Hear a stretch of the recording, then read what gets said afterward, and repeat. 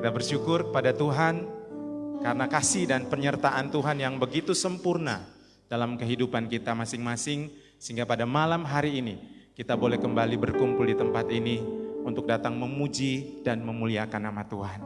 Mari kita bawa hidup kita, seluruh keberadaan hidup kita, untuk memfokuskan hidup kita hanya memuji dan menyembah Dia pada malam hari ini. Karena itu mari saya mengajak kita mengambil waktu teduh sejenak di hadapan Tuhan.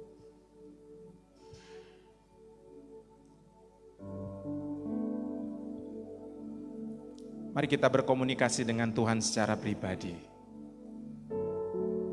Nyatakan syukurmu kepada Allah untuk segala kebaikan Tuhan, kasih setianya yang tidak pernah meninggalkan kita.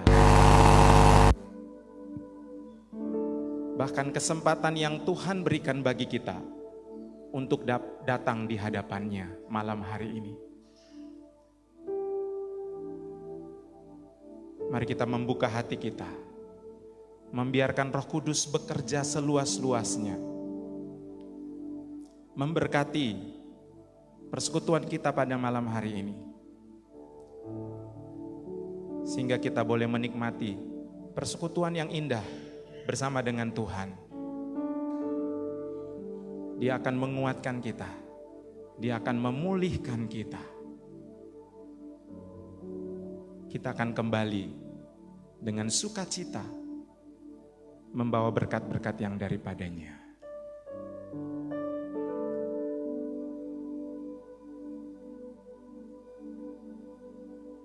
Bapa di dalam sorga, kami sungguh bersyukur kepada Engkau untuk kasih setiamu yang besar, anugerahmu yang ajaib.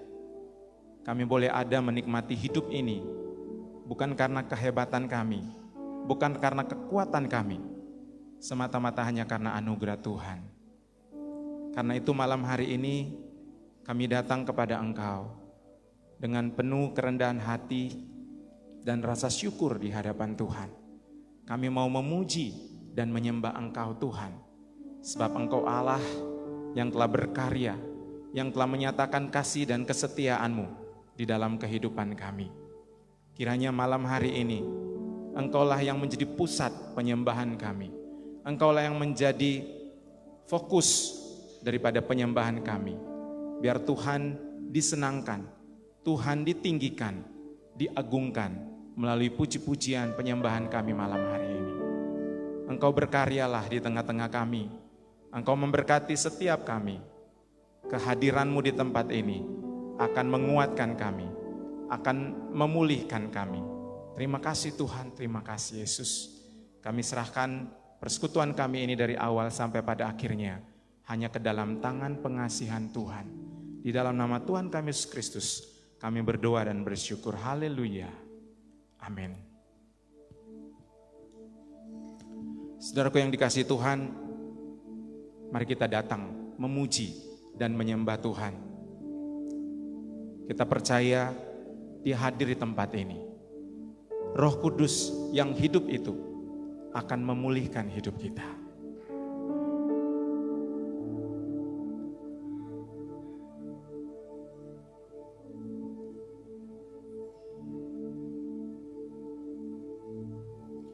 Roh-Mu yang hidup penuhiku, mengalir dalamku.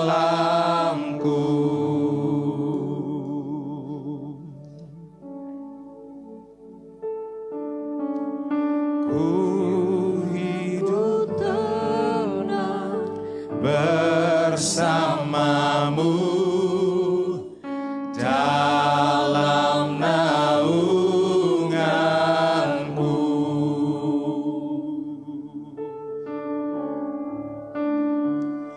Ku buka hati untuk jamahan-Mu, berserah penuh di hadirat-Mu. Kau ambil alih seluruh hidupku di altar-Mu.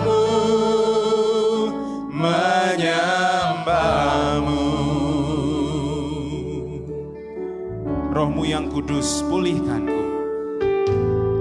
Roh-Mu yang kudus, pulihkanku.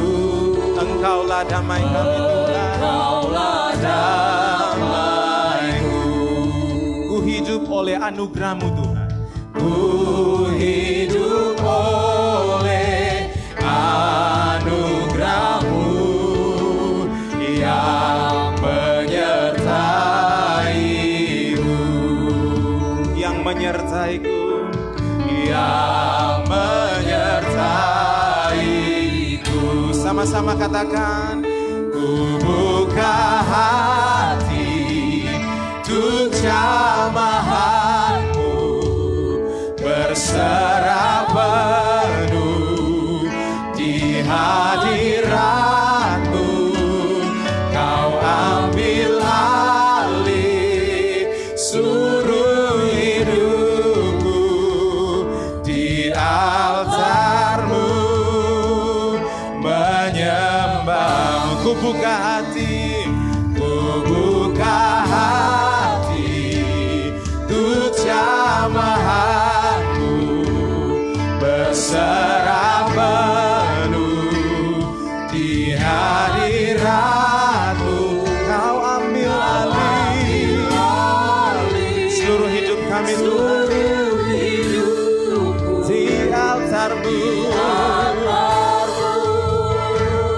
menyembah-Mu.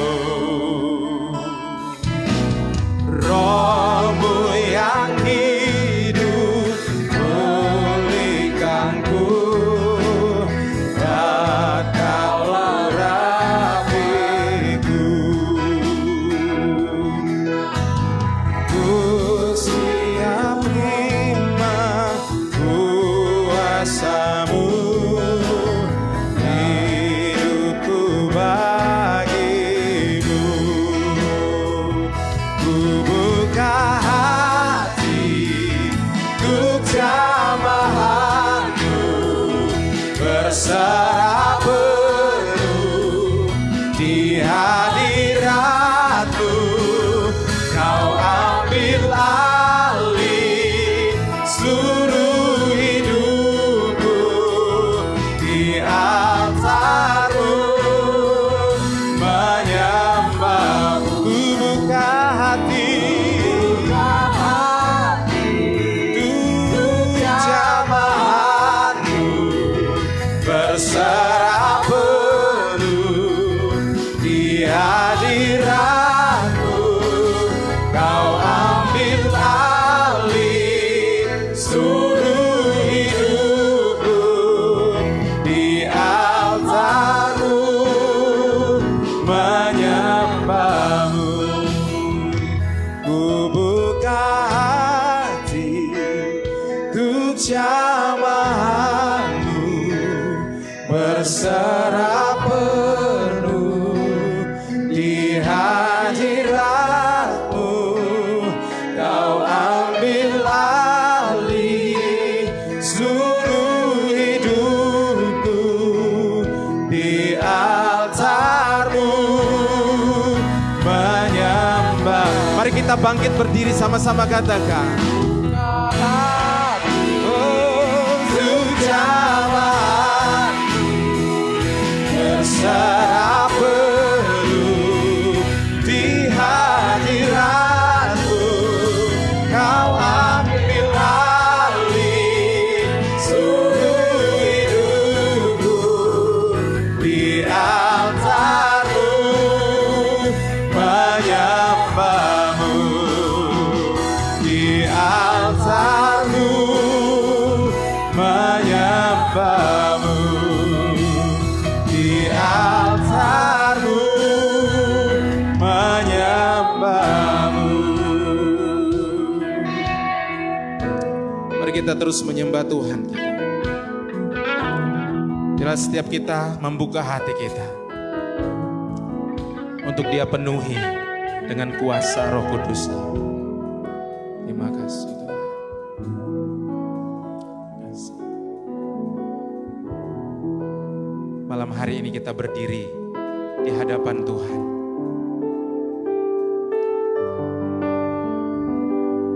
tiada kata yang layak kita berikan kepadanya selain syukur dan pujian, hormat hanya kepadanya. Karena apa yang telah Dia buat dan kerjakan dalam hidup kita sungguh luar biasa. Dalam malam hari ini segala pujian, hormat dan syukur hanya bagi Dia, Anak Domba Allah, Yesus Kristus Tuhan kita.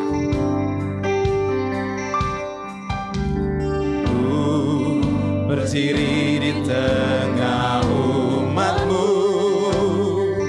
dari segala suku bangsa.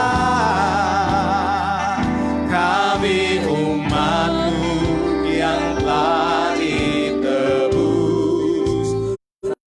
telah diselamatkan. Tiada kata yang layak, Tiada kata layak untuk ku berikan, tiada kata untuk memuji-Mu.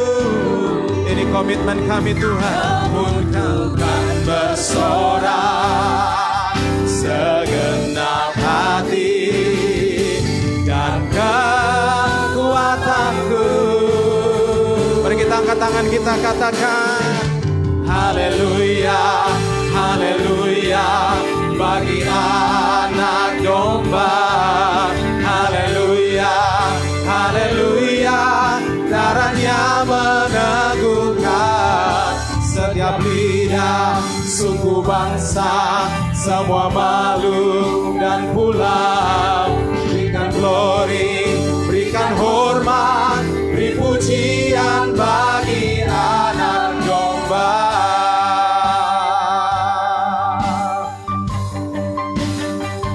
Tiada kata layak untuk ku berikan, tiada kata untuk memuji-Mu. namun ku kan bersorak Kan bersorak segenap hati dan kekuatan kami Tuhan. kekuatanku. Haleluya, haleluya, bagi Anak Domba. Haleluya, haleluya, darahnya meneguhkan setiap lidah, suku bangsa, semua makhluk dan pulau. Berikan glory, berikan hormat, beri pujian bagi Anak Domba. haleluya. Haleluya, haleluya, bagi Anak Domba. Haleluya, haleluya, darahnya meneguhkan Setiap lidah, suku bangsa, semua makhluk dan pula berikan glory, berikan hormat, beri pujian bagi Anak Domba. sekali lagi katakan haleluya, Haleluya, haleluya, bagi Anak Domba. Haleluya, darahnya meneguhkan setiap lidah, suku bangsa, semua makhluk dan pula berikan glory, berikan hormat, beri pujian bagi Anak Domba. Beri pujian bagi Anak Domba. Beri pujian bagi Anak Domba.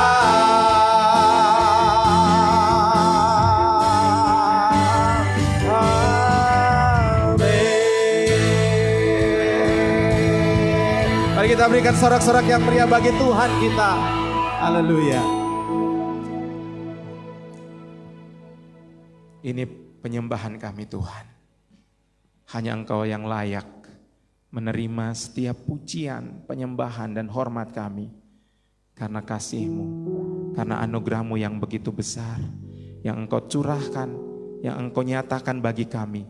Melalui pengorbanan-Mu Yesus Kristus, Engkau menyelamatkan kami. Engkau memilih kami, memanggil kami untuk menjadi anak-anak-Mu dan untuk menjadi saksi-saksi-Mu. Terima kasih Tuhan. Kami saat ini mau bersorak lebih lagi. Kami mau menyatakan kemuliaan Tuhan melalui setiap pujian yang kami nyanyikan. Terima kasih Tuhan. Yang siap bersorak bagi Tuhan sama-sama katakan amin. Sekali lagi kita berikan sorak-sorak bagi Tuhan yang mulia. Saudaraku, saya percaya kita semua adalah umat pilihan Allah. Amin. Kita bukan hanya dipilih untuk menjadi anak-anaknya, tetapi kita juga dipilih untuk menjadi alat di tangannya, untuk menyatakan kemuliaannya, menyatakan kebesarannya di seluruh dunia ini. Siapkah kita menyatakan kemuliaannya? Amin. Malam hari ini, menyatakan kemuliaannya lewat pujian yang berkata kita dipilih.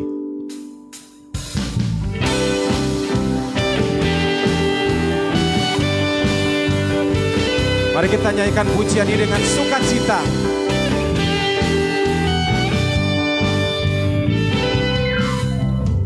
Kita dipilih dan dikuduskan untuk memberitakan perbuatannya. Sekarang saatnya bangkit nyatakan Yesuslah Raja pemenang. Untuk selamanya Dia berkuasa, telah diberikan bagi kita kerajaan yang tak akan tergoncangkan. Sampai selamanya pengharapan bergelora dalam kita. Kekal mulia nama-Mu Yesus Tuhan.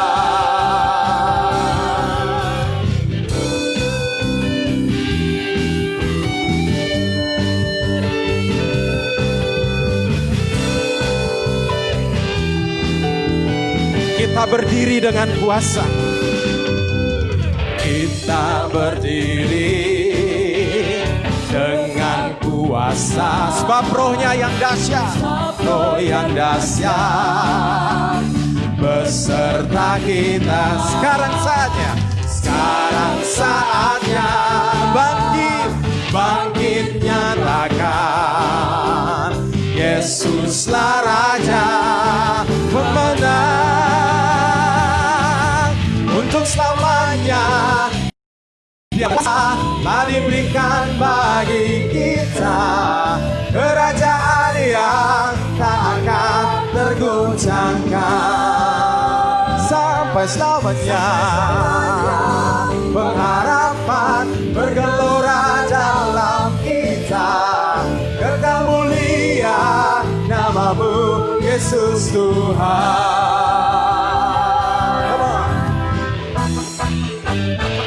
Mari kita bertepuk tangan.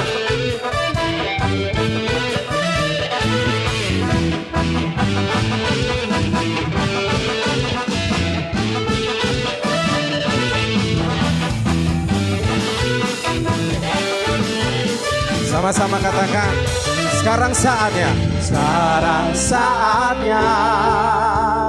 bangkit nyatakan Yesuslah Raja pemenang. sekarang saatnya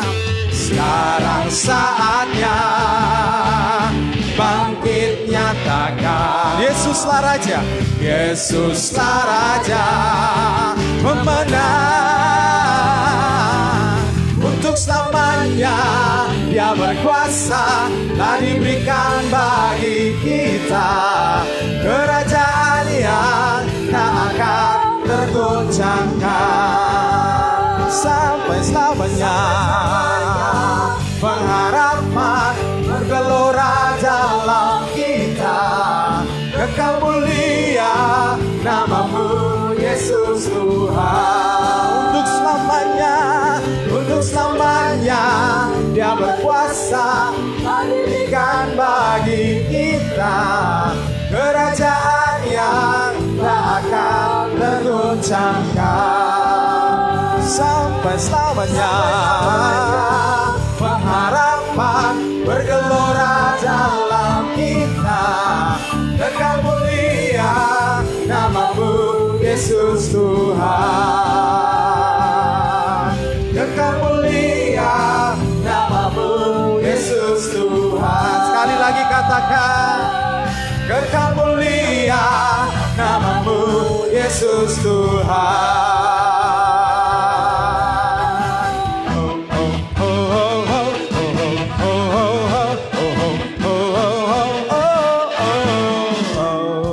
Mari kita berikan sorak-sorak bagi Tuhan. Masih siap memuji Tuhan, amin. Kita yang ada di tempat ini saya pikir rata-rata adalah anak muda ya. Hanya beberapa orang yang orang tua. Tapi saya yakin yang orang tua juga spiritnya juga masih muda, amin.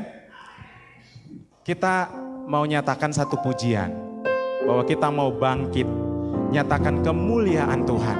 Kita mau berdiri bagi bangsa kita, bagi kota kita untuk kemuliaannya.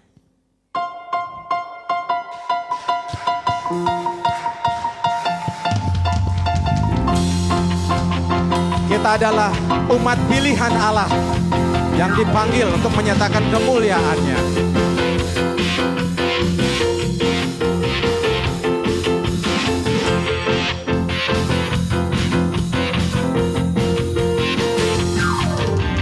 Mari kita semua umat pilihan Allah, dengarkan panggilannya untuk menggenapi firman-Nya. Sekaranglah waktunya untuk berdiri bagi bangsa ini. Mari maju umat pemenang. Sekali lagi katakan, mari kita semua umat pilihan Allah, dengarkan panggilannya untuk menggenapi firman-Nya. Sekaranglah waktunya untuk berdiri bagi bangsa ini. Mari maju umat pemenang. Sama-sama katakan, bukan bangkit, nyatakan kemuliaannya. Bukan bangkit, nyatakan kebesaran. Sampai lutut, sampai setiap lutut berteluh, semua lidah mengaku Yesus Kristus Dialah Tuhan, Raja segala raja. Dialah Raja. Sekali lagi kenalkan pujian ini. Mari kita semua umat pilihan Allah, umat pilihan Allah, dengarkan panggilannya untuk menggenapi firman-Nya. Waktunya untuk berdiri bagi bangsa ini. Mari maju umat pemenang. Mari kita angkat tangan kita. Bukan bangkit, nyatakan kemuliaannya. Bukan bangkit, nyatakan kebesarannya. Sampai setiap lutut berteluh, semua lidah mengaku Yesus Kristus Dialah Tuhan, Raja segala raja. Dialah Raja. Bukan bangkit, bukan bangkit, nyatakan kemuliaannya. Bukan bangkit, nyatakan kebesarannya. Sampai setiap berteluh, semua lidah mengaku Yesus Kristus Dialah Tuhan, Raja segala raja. Dialah Raja, Dialah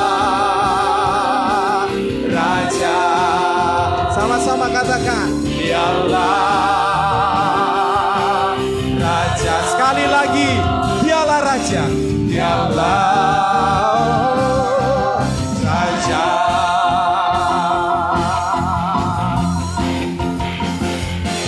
Haleluya. Sekali lagi kita berikan sorak-sorak bagi Tuhan kita. Amin. Silakan duduk.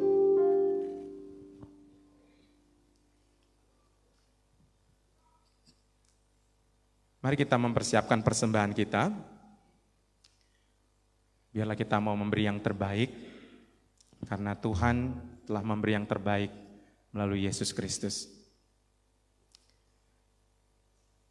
Sebelum kita akan memberikan persembahan, mari saya mengajak kita untuk bersatu di dalam doa. Kita berdoa. Bapa di dalam sorga, tak henti-hentinya kami datang memuji dan memuliakan Engkau Tuhan. Oleh karena kasih dan kesetiaan Tuhan yang terus Engkau nyatakan dalam hidup kami boleh ada, boleh menikmati akan kehidupan yang Tuhan masih anugerahkan bagi kami. Mungkin itu kehidupan yang begitu berat untuk kami jalani, tapi kami percaya kalau kami boleh melewati semuanya itu bukan karena kehebatan kami, kekuatan kami, tetapi semata-mata karena kasih karunia-Mu. Karena itu malam hari ini sekali lagi kami bersyukur untuk setiap kebaikan Tuhan itu. Dan sebagai bentuk syukur kami akan memberikan persembahan kami kepada Engkau. Kiranya Engkau memberkati persembahan yang akan kami berikan pada malam hari ini. Biarlah Engkau memberkatinya agar dapat berguna dan dipakai untuk pekerjaan Tuhan di tengah-tengah dunia ini. Terima kasih Tuhan, berkati apa yang masih ada pada kami. Berikan kami hikmat-Mu supaya kami dapat mengelola setiap pemberian yang Tuhan nyatakan kepada kami. Terima kasih Tuhan, kami siap untuk memberikan persembahan syukur kami. Di dalam nama Tuhan kami Yesus Kristus kami berdoa. Amin. Sambil kita memberikan persembahan, kita menyanyikan pujian yang berkata, Engkau alasan ku hidup.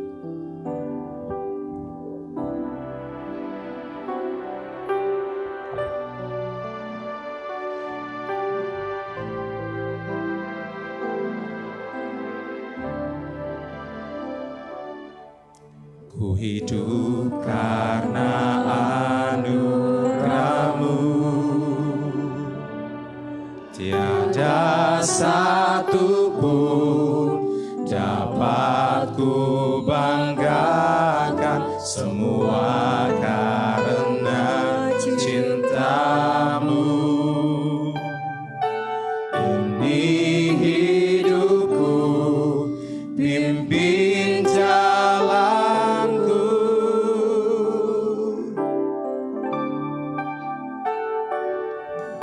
kasih-Mu mengubah hidupku, Kau memilihku, selamatkan hidupku, semua karena cinta-Mu. Ini hidupku, pimpin Yesus, pegang erat tanganku, ku tak dapat hidup di luar kasih-Mu. Bapa, jangan tinggalkan aku, Engkau alasan selamatku hidup. Mari kita bangkit berdiri bersama, kita persiapkan hati kita untuk mendengarkan firman Tuhan. Mengubah hidupku, Kau memilihku, selamatkan hidupku, semua karena cinta-Mu. Ini hidup kami Tuhan, hidupku, pimpin jalanku. Yesus, pegang erat tanganku, ku tak dapat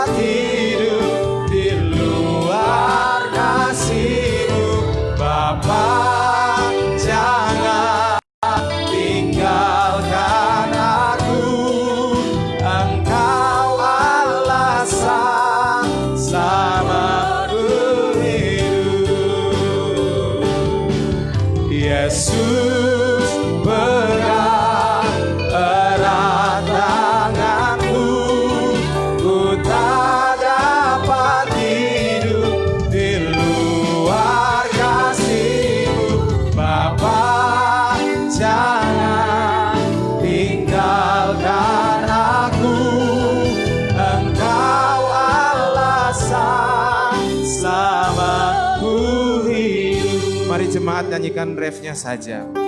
Yesus. Yesus pegang erat tanganku, ku tak dapat hidup di luar kasih-Mu. Bapa, jangan tinggalkan aku, Engkau alasan selamaku hidup. Yesus, Yesus pegang erat tanganku, ku tak dapat hidup di luar kasih-Mu. Bapa, jangan tinggalkan aku, Engkau alasan selamaku.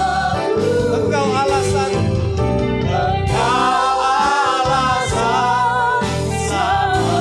Sekali lagi, Engkau alasan selamaku hidup. Engkau alasan selamaku hidup.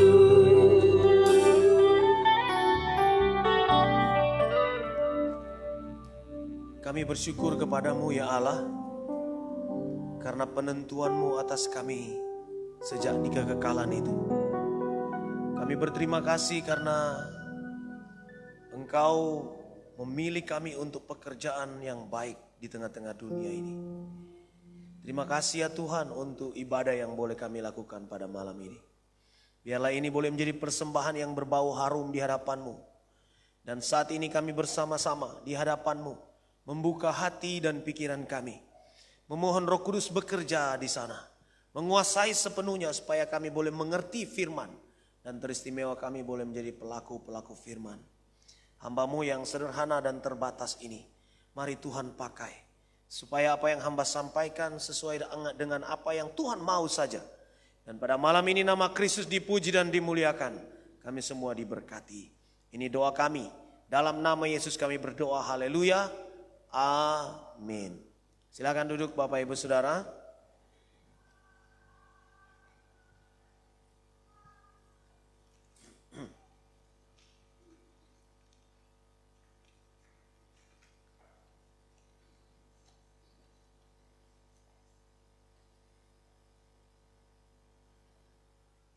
Salam. Selamat hari Minggu. Selamat hari kemenangan Kristus Tuhan atas maut. Kita semua adalah orang-orang yang diberkati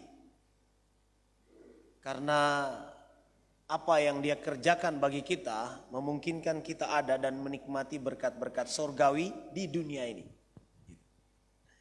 Nah, Bapak Ibu Saudaraku yang dikasihi Tuhan, pernahkah saudara bertanya dalam dirimu sendiri ya, apa yang membuat aku ini kagum kepada Allah?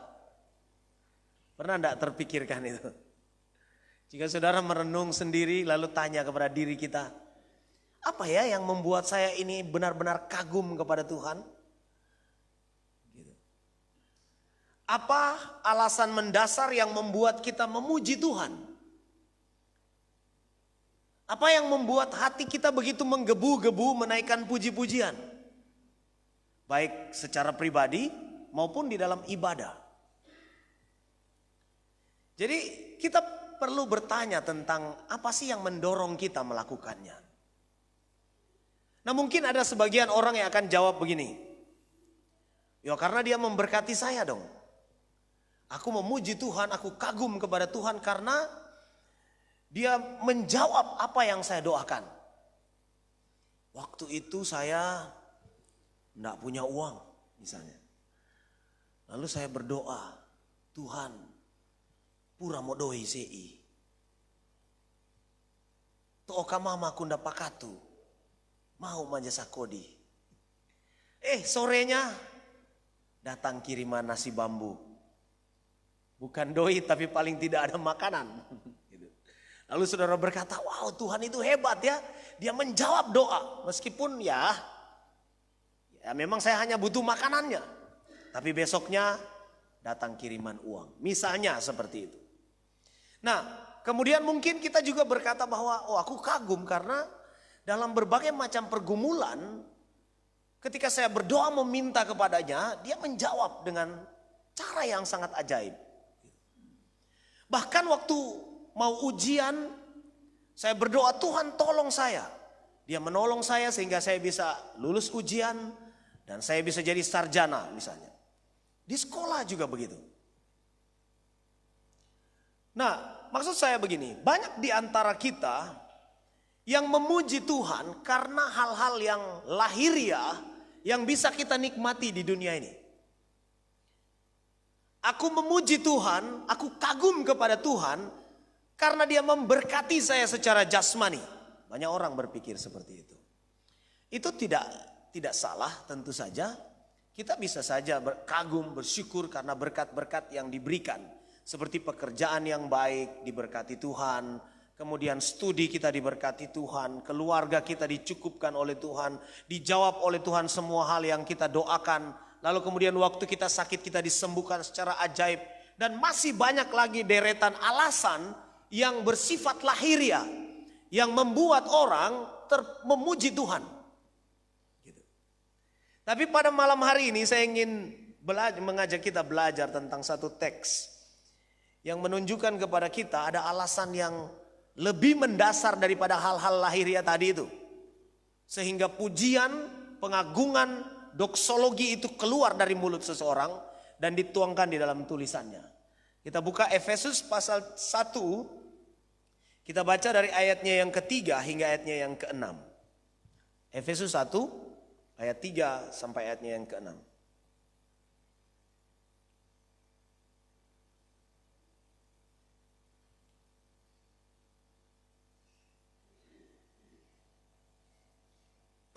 Sudah siap?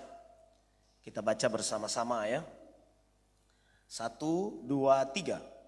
Terpujilah Allah dan Bapa Tuhan kita Yesus Kristus, yang dalam Kristus telah mengaruniakan kepada kita segala berkat rohani di dalam sorga. Sebab di dalam Dia Allah telah memilih kita sebelum dunia dijadikan, supaya kita kudus dan tak bercacat di hadapannya.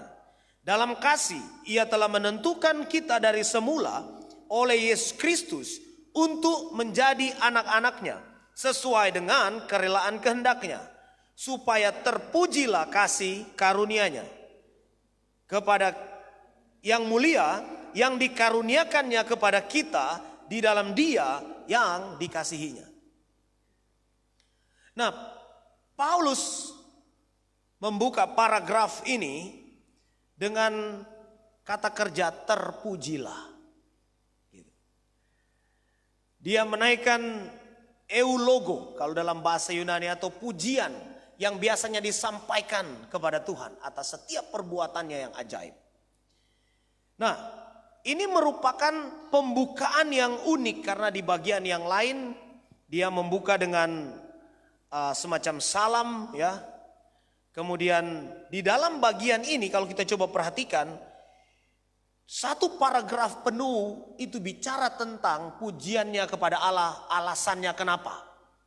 Gitu. Jadi dia membuka dengan terpujilah. Ini berbeda dengan berbahagialah. Ini benar-benar hanya diarahkan kepada Tuhan sebagai pengagungan atas karya-karyanya. Kalau berbahagialah itu diambil dari kata Yunani makarios, seperti yang dikatakan Tuhan Yesus dalam khotbah di bukit. Berbahagialah orang yang ini, berbahagialah orang yang itu.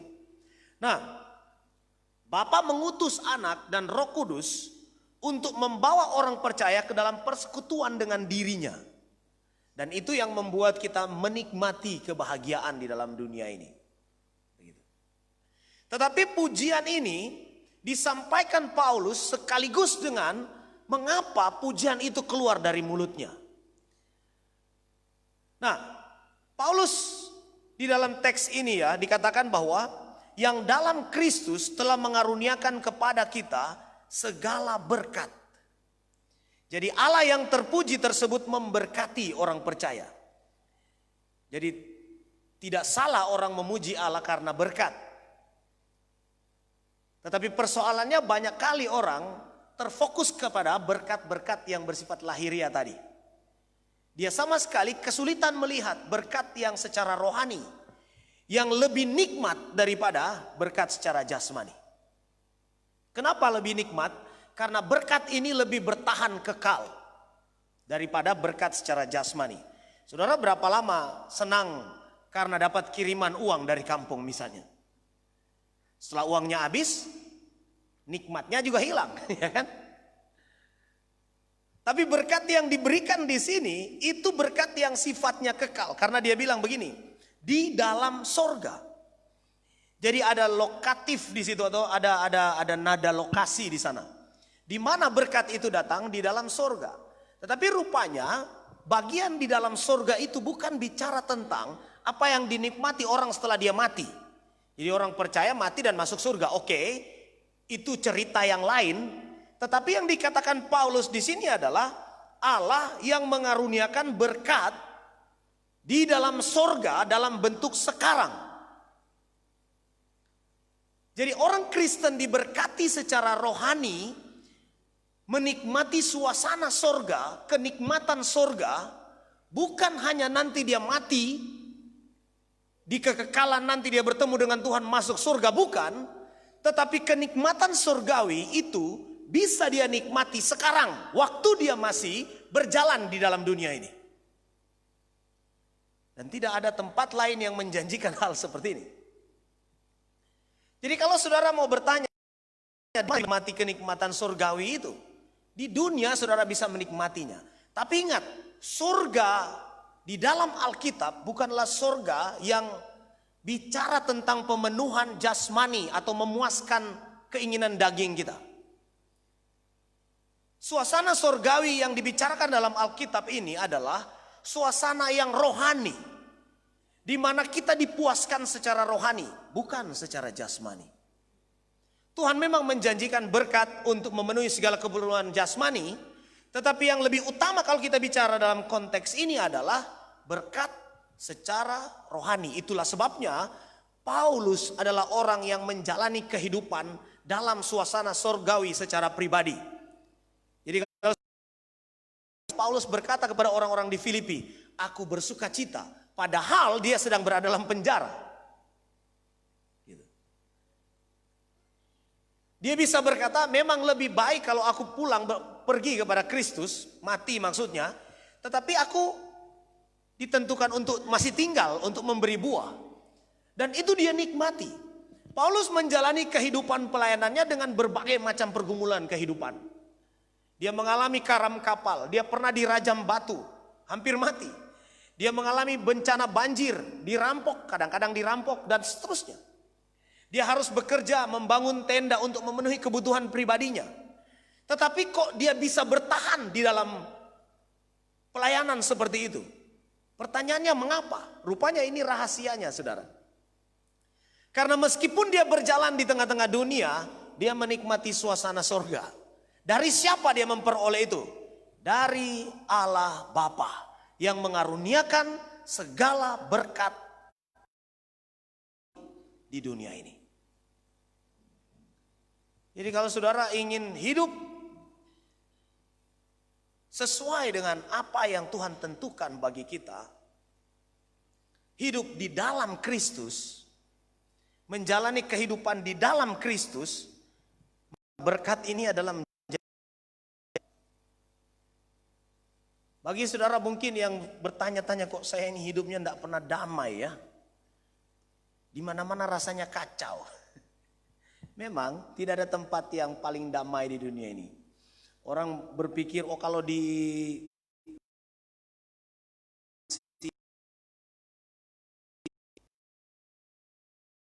angin topan lanina, jadi pindah saja ke Poso. Enggak, di Poso juga saudara terancam mati.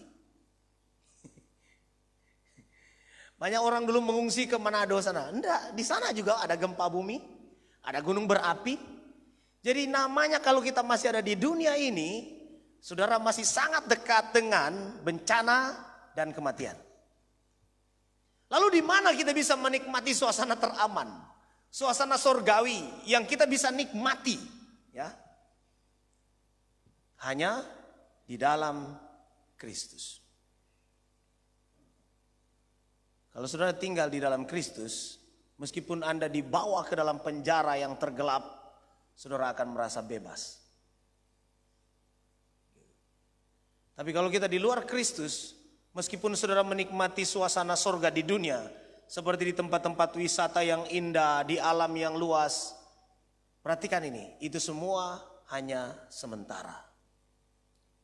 Apa orang bilang, itu semu.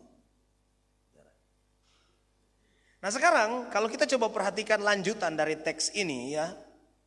Dalam teks ini kita menemukan karya Allah Tritunggal. Kalau kita baca sampai ayatnya yang ke-14 di sana. Karya Allah Tritunggal artinya karya Allah Bapa, karya Roh Kudus dan karya Anak. Karya Yesus Kristus. Karya Allah Bapa, Yesus Kristus lalu Roh Kudus.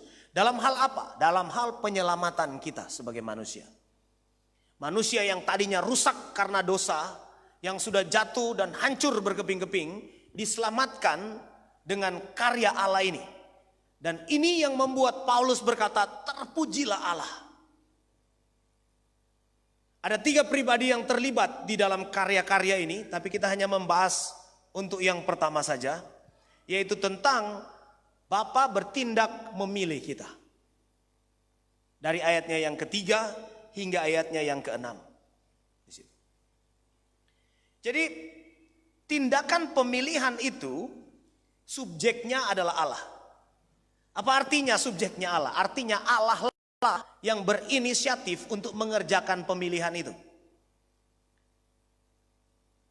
Kalau ada orang diminta dipilih menjadi pejabat negara misalnya, ya dia berinisiatif untuk minta tolong pilih saya.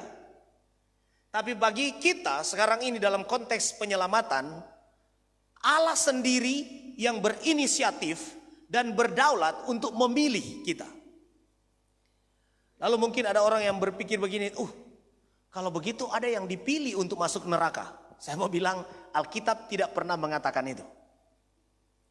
Jadi pemilihan di sini dikatakan Allah memilih kita, itu ada kaitannya dengan perjanjian. Jadi sejak di kekekalan masa lampau dia sudah melihat siapa saja yang akan meresponi panggilannya untuk keselamatan. Waktu dia menawarkan dirinya di atas kayu salib, Yesus mati di sana lalu menawarkan keselamatan.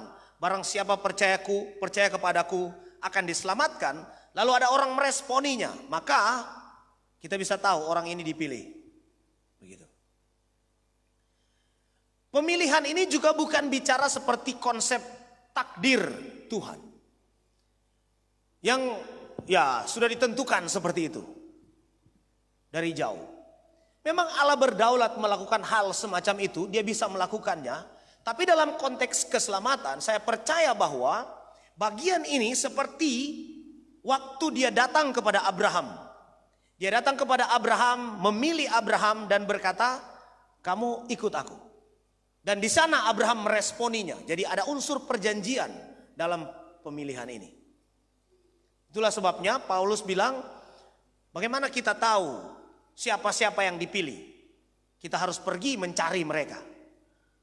Artinya kita harus memberitakan kepada semua orang tentang kabar baik di dalam Yesus Kristus. Dan orang-orang akan meresponinya. Yang meresponi dan menerimanya berarti orang ini adalah orang terpilih.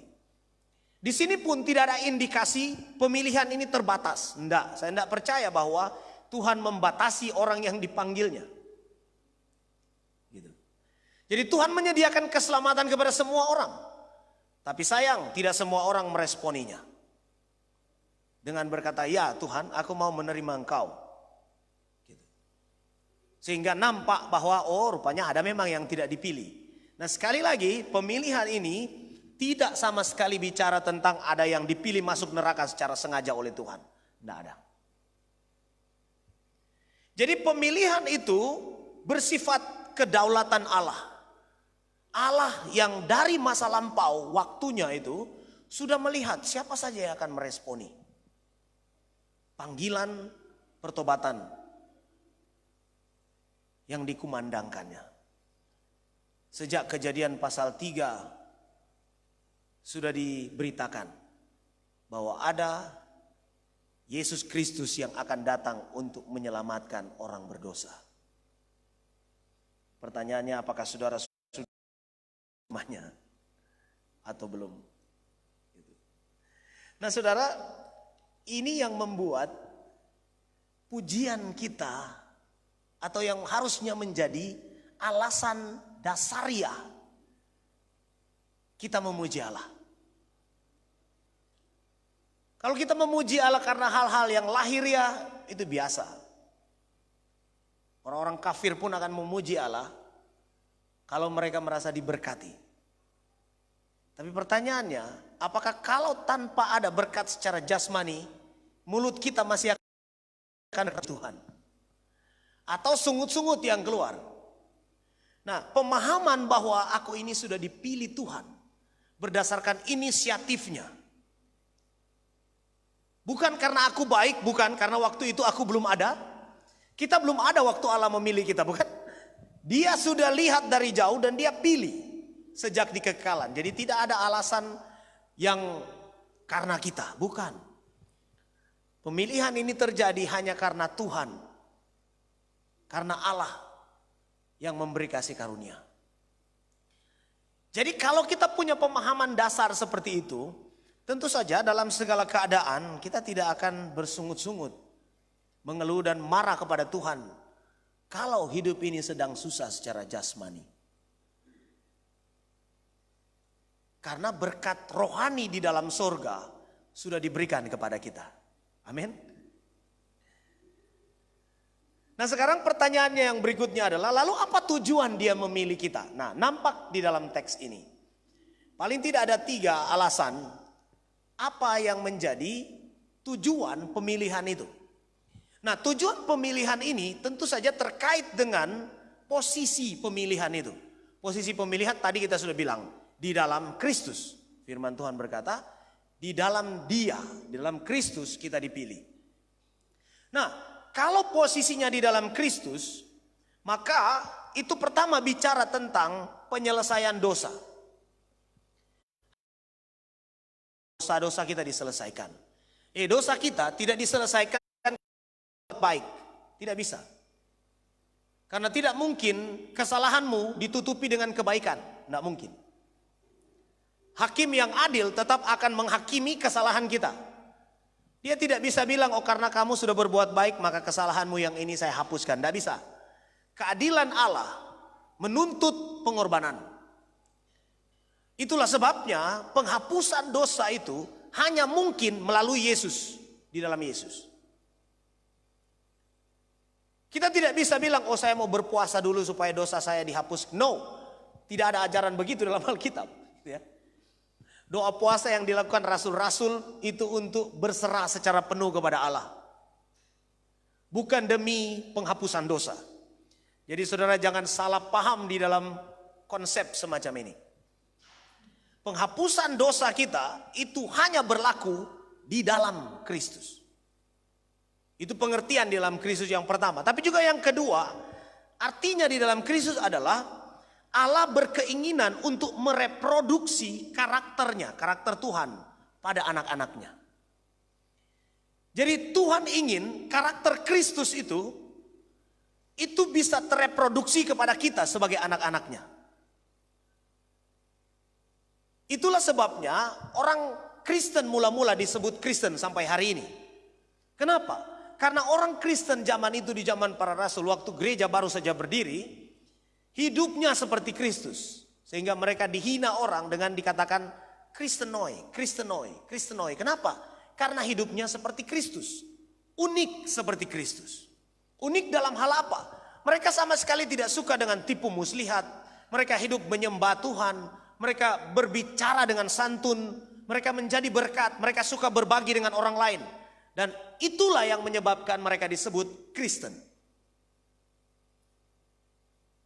Ya, kalau kita lihat orang Kristen hari-hari ini, kebanyakan tidak hidup seperti Kristus. Ya kan? Kalau mau jujur, bahkan kalau kita bercermin dan mengoreksi diri kita sendiri, kita akan menemukan, aku memang tidak hidup secara Kristen. Padahal KTP-nya Kristen, bahkan sejak nenek moyang sudah 7 turunan saya orang Kristen. Tapi tidak hidup di dalam Kristus, artinya apa? Tidak hidup seperti Kristus hidup. Dan itu masalah. Jadi suasana pemilihan dan tujuan pemilihan ini itu berjalan bersama-sama. Itulah sebabnya tujuan yang pertama adalah supaya kudus. Supaya kudus artinya begini. Kudus itu bisa berarti suci, bisa. Tapi bisa juga berarti dikhususkan. Kalau dalam konteks pelayanan di Bait Allah, ada alat-alat yang kudus, ada alat-alat yang untuk yang umum. Alat yang kudus ini dipakai khusus untuk pekerjaan-pekerjaan ritual di dalam ibadah. Tuhan menyendirikannya atau mengkhususkannya untuk pekerjaan-pekerjaan mulia. Seperti apa namanya ini? Vas itu yang terbuat dari tanah liat, ya kan? Itu bisa dipakai untuk minuman raja, tapi ada juga yang dibuat khusus untuk. Tentu saja yang namanya yang kudus adalah yang diciptakan untuk minuman raja atau dipakai untuk acara-acara yang khusus dan istimewa. Nah, kata kudus di situ bisa juga berbicara tentang dikhususkan untuk pekerjaan yang mulia. Nah, tujuan kita dipilih oleh Allah jauh sebelumnya itu bicara tentang 2 hal ini. Pertama, kita dibersihkan, dikuduskan, tapi juga yang kedua kita dikhususkan untuk suatu pekerjaan baik. Ini sejalan dengan dalam pasal 2 ayat 10.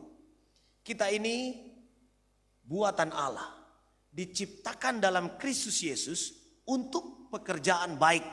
Dia mau supaya kita hidup di dalamnya. Paulus mengatakannya dalam pasal 2 ayat 10.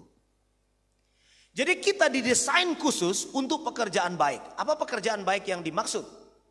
Apakah pekerjaan baik yang bisa menghasilkan uang banyak? Tentu saja bukan itu.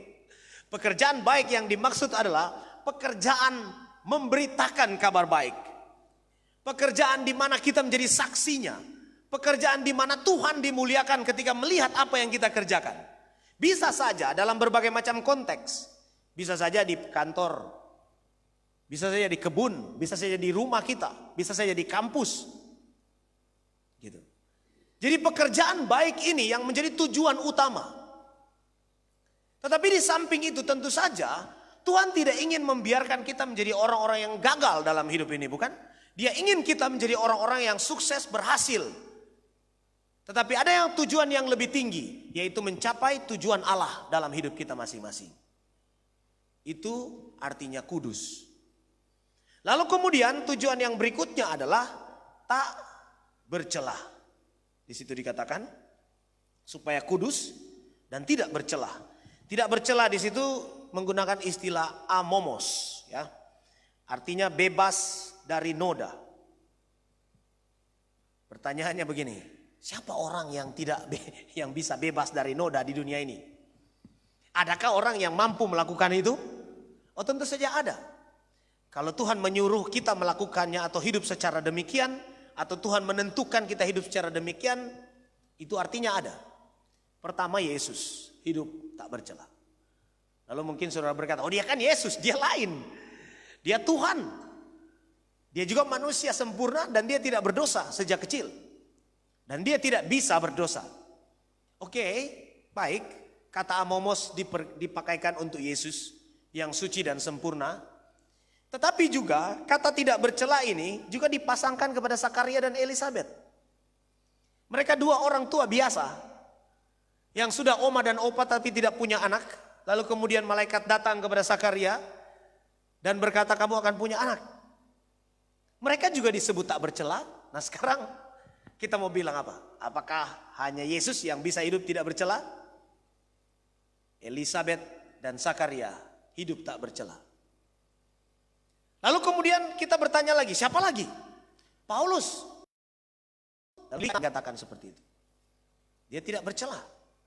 Dan tentu saja semua orang Kristen sejati itu diproyeksikan untuk hidup tak bercela. Jadi kalau kita mau bicara moral yang tanpa celah, kita bisa. Amin. Kita bisa hidup secara itu karena dari jauh sejak kekekalan masa lampau Tuhan sudah memilih kita untuk hal itu. Kita tidak bisa atau kita tidak perlu menjadi curang.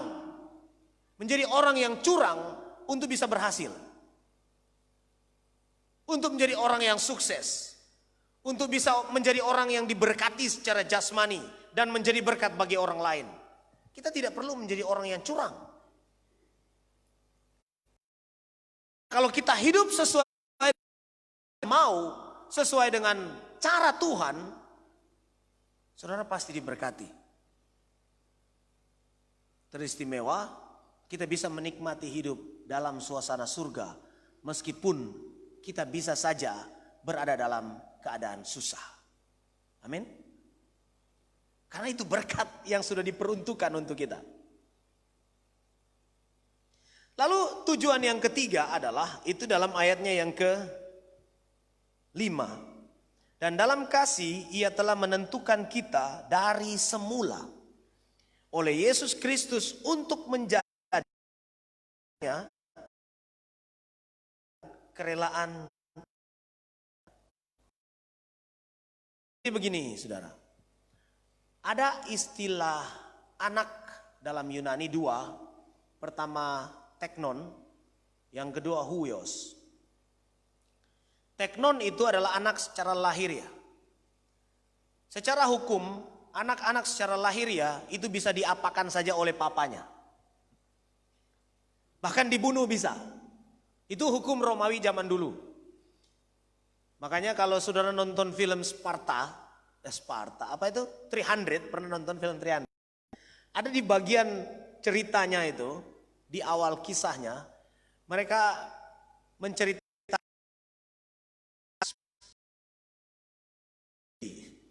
karena kalau lahir yang cacat, mereka akan bunuh, singkirkan.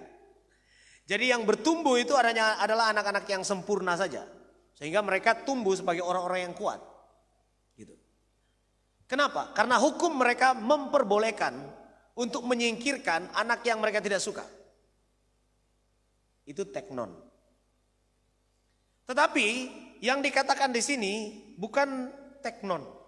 Itu arti huios. Huios itu adalah anak angkat.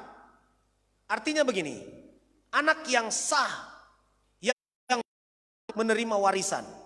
Kalau seorang anak teknon itu, anak lahiriah, sah, maka dia berhak menuntut bapaknya. Kalau dia tidak mendapat warisan. Jadi ada ikatan hukum terhadap anak yang disebut huios. Baik anak sendiri yang diangkat menjadi huios, disahkan, maupun anak orang lain yang kita angkat sebagai huios. Nah, menunjukkan bahwa menjadi yang punya hak waris. Dan itu tidak bisa diganggu gugat. Itulah sebabnya keselamatan kita itu sifatnya kekal. Ini adalah salah satu argumen bahwa keselamatan yang diberikan oleh Tuhan dijamin begitu. Kenapa? Karena tujuan dia memilih kita yang ketiga adalah mengadopsi kita. Anaknya.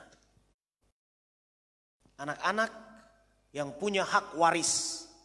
Anak-anak yang punya hubungan yang baik dengan bapaknya. Anak-anak yang ditentukan untuk menerima warisan surgawi di dalam Yesus Kristus. Dan itulah saudara, jika saudara menerima dia sebagai Tuhan dan Juru Selamatmu. Sekali lagi pertanyaannya, sudahkah engkau menerima dia sebagai Tuhan dan Juru Selamatmu secara pribadi. Hanya di dalam Kristus.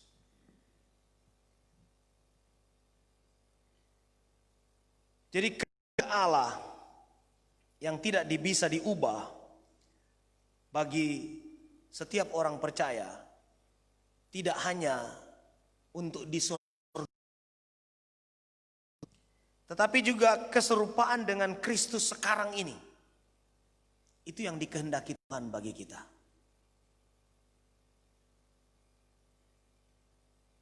Jadi hiduplah secara demikian. Capailah puncak kehendak Allah bagi kita. Capailah puncak rencana Allah bagi kita. Jangan jadi orang Kristen. Yang penting so masuk gereja setiap minggu sudah cukup. Begitu. Jadilah orang Kristen yang betul-betul hidup di dalam Kristus. Maka kita bisa menikmati berkat surgawi di dalam dunia ini. Dan pujian yang keluar dari mulut kita itu didasarkan pada alasan karena Allah berkarya atas kita. Amin. Mari kita berdoa. Terpujilah Engkau, ya Allah pencipta langit bumi sekalian isinya. Karena karya-karyamu yang luar biasa dalam hidup kami. Terutama pada malam hari ini, firman-Mu terang bagi kami. Bahwa Engkau memilih kami sejak di kekekalan masa lampau. Untuk tujuan yang mulia. Tujuan pengudusan. Tujuan untuk kami tidak bercacat celah. Dan tujuan untuk mengadopsi kami. Pewaris kerajaan Allah. Terima kasih Tuhan Yesus. Kami berdoa bersyukur untuk firman-Mu. Meteraikan ini dalam hati sanubari setiap kami. Agar kami boleh hidup sesuai dengan apa yang Kau kehendaki. Kami menjadi berkat, nama Tuhan dimuliakan. Dan banyak jiwa boleh kami bawa kepadamu. Terima kasih